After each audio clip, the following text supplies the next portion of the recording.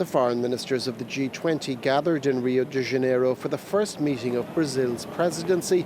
It came against a backdrop of increasing division over the conflicts in Ukraine and Gaza, one which has prompted the hosts to call for an overhaul of the United Nations.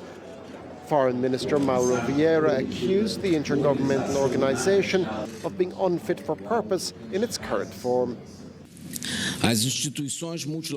Multilateral institutions, however, are ill-equipped to deal with the current challenges, as demonstrated by the Security Council's unacceptable paralysis in relation to ongoing conflicts. This state of inaction directly leads to the loss of innocent lives. Permanent members of the Security Council, most notably the United States, Russia and China, often resort to their veto power to block resolutions.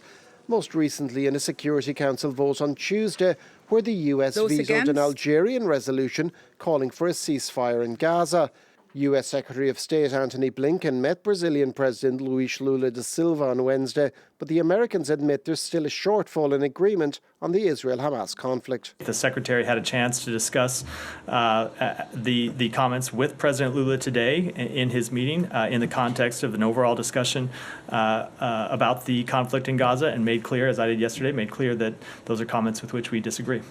Those differences will have to be put aside by G20 members as they attempt to hammer out a roadmap this week in advance of this year's summit, which will take place in Rio in November.